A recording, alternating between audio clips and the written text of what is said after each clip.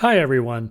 A really great question I hear pretty often when working with photographers is what's the difference between vibrance and saturation in Lightroom Classic? So here we are with this image, and it's actually an image of a hot air balloon. I'm looking up into the balloon, and I thought this would be a really good subject matter for this topic. First, let's talk about the definition of saturation.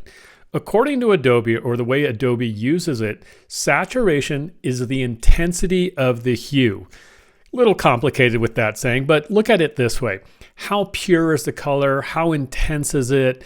You know, if it's kind of watered down, it might have a little bit of a gray component. So the intensity of it is the saturation. All right, we got that out of the way.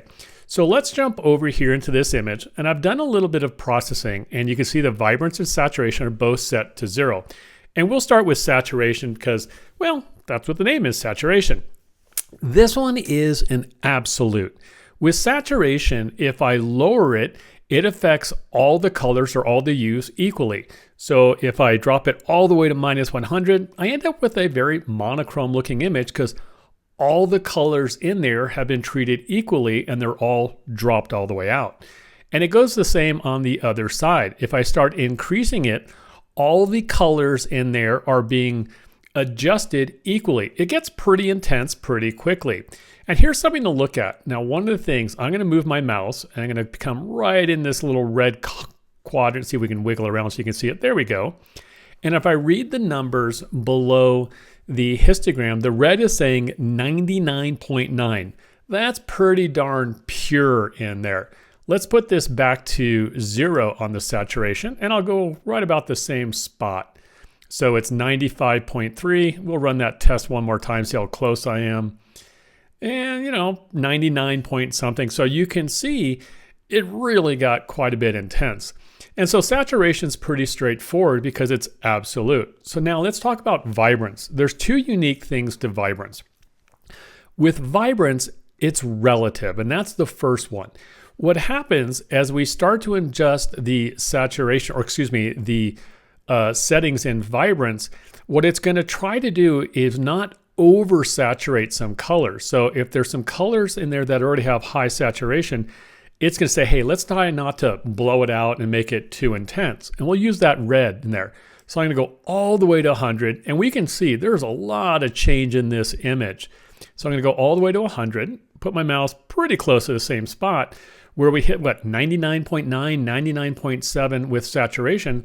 Now I'm at 96.8. So it increased, but not nearly as much. We'll put it back to 0.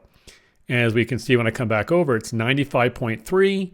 With vibrance, it's roughly 96.5. So it went up, but it didn't go crazy with that. And again, with saturation, when I do that, it's pushing 99 point something, so it changed it quite a bit. So with saturation, the reds got really intense. With the vibrance, they increased, but they didn't go overboard. So we didn't run into what we call clipping problems.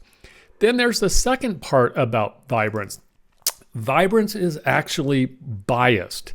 Vibrance was originally created to pretty much work with, or not work, I should say, with skin tones. So it's biased in the sense that orange, reds, and yellows are not adjusted as much as everything else. So the great example, you have a person standing in front of a landscape and you want to bring out the blues and the greens in there. If you use saturation, everything increases and skin tones go a little crazy. When you use vibrance, the greens and the blues are adjusted quite a bit, but the orange, reds, and yellows, which a good chunk of skin tones, are not. So let's take a look at that. This time, I'm going to drop the vibrance all the way down to 0. But first, remember, with saturation, I go -100 and everything looks monochrome. When I go with vibrance to -100, the reds have changed, but not, and the yellows, but not nearly as much as the blues. In fact, in that lower left corner, the reds down here have changed, but they're still pretty intense. So we can see as I make the adjustment with vibrance, the blues and the greens, they get pretty intense, but the reds and the orange and the yellows, they're not affected nearly as much. So that is the difference between vibrance and saturation in Adobe Lightroom Classic and also in Photoshop for that matter. Personally, I generally will use the Vibrance slider because I like the more subtle approach, but different situations, different ones will work. So I hope you enjoyed the video.